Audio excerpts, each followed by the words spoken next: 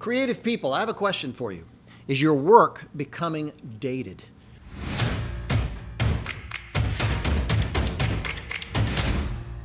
I got an interesting email just the other day from a friend who's a director and a DP in Dallas, director of photography. And he said, I keep asking myself, how and in what way can I continue to be relevant for the rest of my career? Irrelevance is a terrifying prospect. Do I just keep up, or should I do more than that? I may be wrong, but I feel like I need to think of being 5 steps ahead, not just 1 step.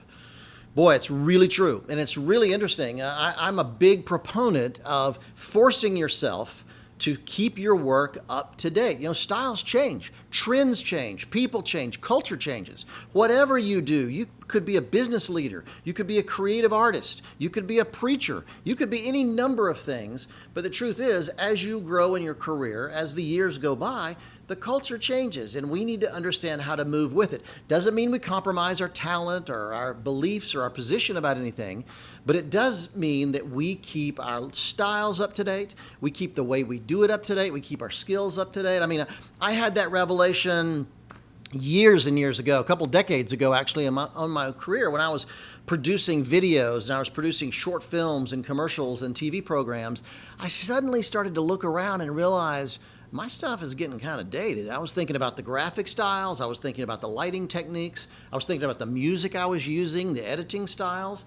I was just getting dated. I was not looking like a lot of videos, and everybody knows that with the advent of the digital world, with little cameras and the way equipment has changed, styles of shooting and videos and films have changed as well. And I realized I was not keeping up. So I started to question what I was doing, and I went to people that I trust who are smarter than me and more talented than me and more creative. And fortunately, I surround myself with people who force me to up my game.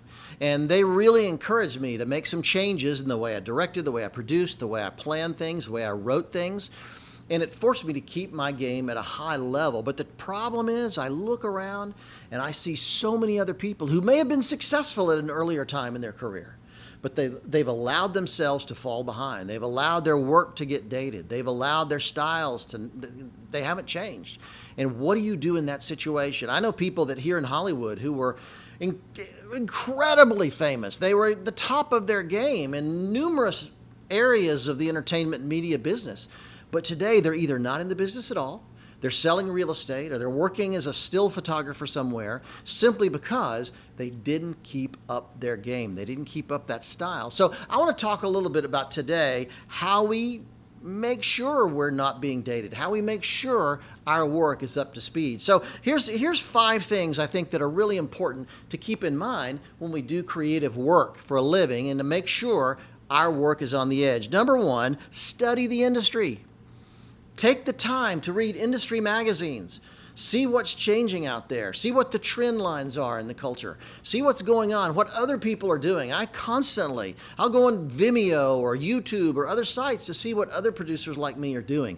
I want to see the kind of work they're putting out to make sure I'm staying up to snuff. It's incredibly, incredibly important. So number 1, study your industry. Whether you're a business leader, whether you're a creative leader, whether you're a spiritual leader, whatever you do, look in that world and see what I can be doing to stay more up to date, more relevant. It's incredibly, incredibly important. The second thing is keep up with the tools. Let me tell you, with the digital revolution, the tools have dramatically changed. And I think of how many iterations, how many versions of editing equipment and writing software, how many versions of different tools have evolved over the years. And I spent a fortune on Avids, and I had to upgrade, and it broke my heart when I thought about how much I'd spent on those over the years. And now we're editing out of a laptop. But the truth is, we had to make those changes. They were expensive, but we had to make those changes in order to keep up. So understand the tools and keep up with those tools so that your editing, your writing, your producing, your directing, everything you have is up to date, because you want the kind of tools that are going to give you the freedom to do what you creatively need to do. The third thing is learn from other people who are better than you. Challenge yourself. Don't be so afraid. Don't just associate with people who were good 10 years ago or 5 years ago or even further ago. Challenge yourself to work with people that are very, very good at what they do today. Study them. work with them, talk to them, take them to lunch, ask them how they stay current, how they stay relevant in the work they do. Just don't get in a bubble. So many people, and this is true now, today we live in a world where you don't have to be in New York or LA. You could be in Dallas or Atlanta or Muskegon, Michigan. You could be in Tulsa, Oklahoma. You could be in Denver and do great creative work. However, sometimes if you're in a smaller city, you're not networking and you're not in a bubble with people that are doing amazing things. You have to go out of your way. Maybe it means attending conferences. Maybe it means traveling for some event where you could stay up to date, meeting people that are really good at what they do and who are changers, really culture changers in their own industry. So learn from others that are better than you. And number 4, then, surround yourself on your own team with people who are smarter than you. I say that a lot when I teach, but I'm such a passionate believer that the people immediately around you will have more effect on your life and your career decisions than anyone else, simply because you encounter them every single day. Are they slackers?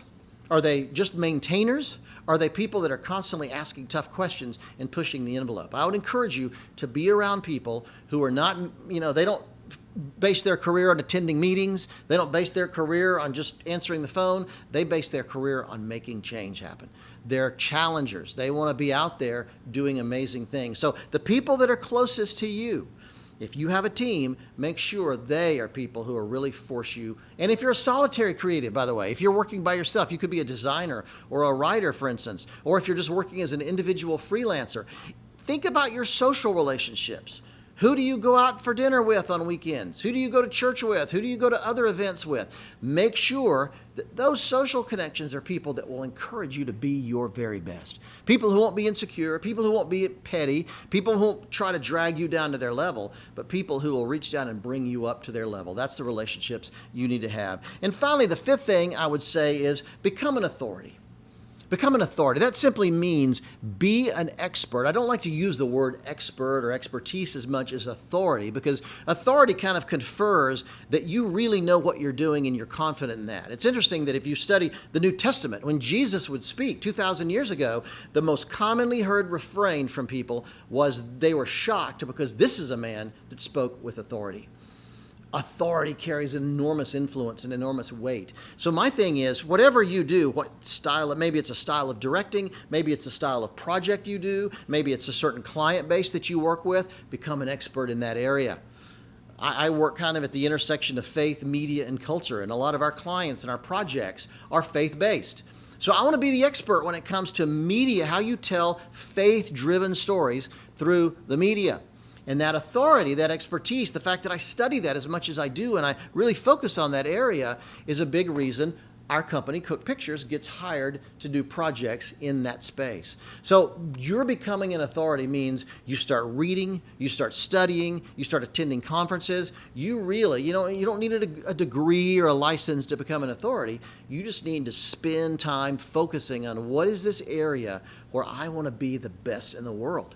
And when you establish that reputation out there, people will come. And by doing that, your work is not going to get dated. It's not going to go out of style because you're constantly challenging yourself with new information, with new challenges, and meeting new people. So is your work becoming dated? That's such an important question we need to be asking ourselves on a regular basis, because today, let me tell you, change happens whether we like it. Change happens whether we're ready for it. Change happens whether we can adapt. It doesn't matter. Change is coming.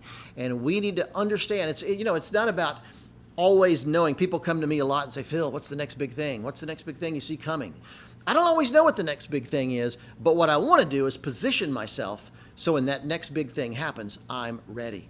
So I think a large part of this becoming, seeing if your work is being dated is simply positioning yourself so that when change happens, you are ready to react and you are ready to move your career forward. So it's very, very important. So I hope that's helped, because it's a question we certainly need to ask ourselves on a regular basis. And don't forget, join me at my blog, philcooke.com, philcooke.com, where we wrestle with these kind of issues on a regular basis. I want to help you become a better leader of creative people. I want to help you become a more creative leader, because I'll tell you, this world we live in is incredibly, incredibly creative, and it's being driven by creative people. So join me, philcooke.com, and I'd love to see you there and talk to us about ideas. And if you have ideas for this this program, I'd encourage you, send them to me. I would love to wrestle and talk about the things you're struggling with in your own career.